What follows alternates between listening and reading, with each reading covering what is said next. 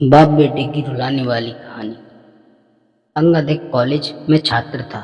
उसने एक डीलर के शोरूम में एक सुंदर स्पोर्ट्स कार देखी थी और वो लंबे समय से अपने लिए एक ऐसी ही कार चाहता था।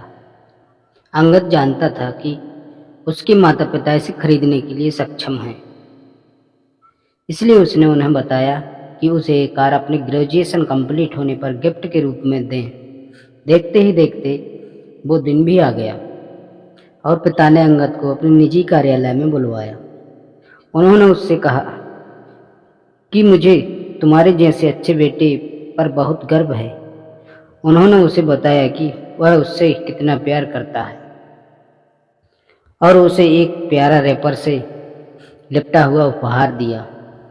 अंगद उस छोटे से गिफ्ट के डिब्बे को देख निराशा महसूस करने लगा, लेकिन वह जानने के लिए उत्सुक था कि ऐसा क्या था उस बॉक्स में। इसलिए उसने बॉक्स तुरंत खोला और उसमें एक लाल कपड़े से लिपटी भगवत गीता देखी। आप इतने अमीर हैं और आप मुझे केवल एक भगवत गीता दे रहे हैं? काफी गुस्से से अपने पिता पर वो चिल्लाया और अपनी नाराजगी और गुस्से के बस में आकर ना आओ देखा ना ताओ तुरंत घर छोड़ दिया। काफी साल बीत गए। अंगद अब एक सफल व्यवसायी बन गया था। वह अपने जीवन में खुश था। उसकी शादी हो चुकी थी और उसके 2 बच्चे थे। उनका परिवार एक सुंदर घर में रहता था, लेकिन उसके पिता के साथ टूटे रिश्तों के कारण उसकी आत्मा अभी भी आहत थी।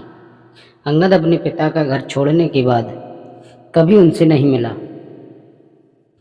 अंगद को उस दिन के बाद अपने पिता को ना मिलने का पछतावा हमेशा रहने वाला था, क्योंकि एक दिन उसे एक पत्र में जिसमें उसके पिता के निधन की खबर थी और साथ ही ये बताया गया था कि उन्होंने अपने जीवन भर की पूंजी वसीयतनामा के अनुसार अब अंगद के नाम कर गए हैं।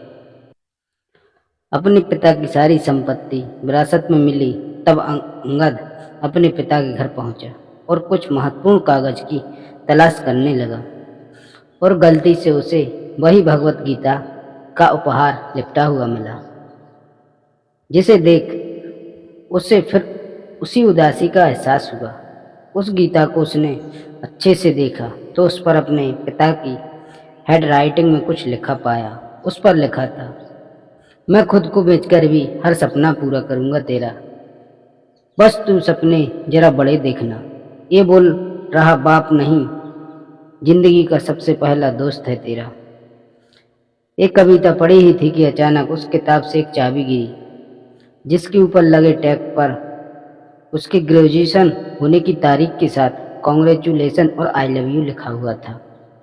अंगद के सर के ऊपर से उसके पिता का साया तो पहले ही उठ चुका था और आज उसकी जिंदगी की सबसे बड़ी गलती के बारे में जानकर उसके पैरों के नीचे से जमीन खिसक गई। इस दिन अंगद की आंखें और रूह दोनों पछतावे के आंसू रोई। तो दोस्तों वीडियो अच्छी लगी तो लाइक करें, कमेंट करें और हमारे चैनल को सब्सक्राइब जरूर करें।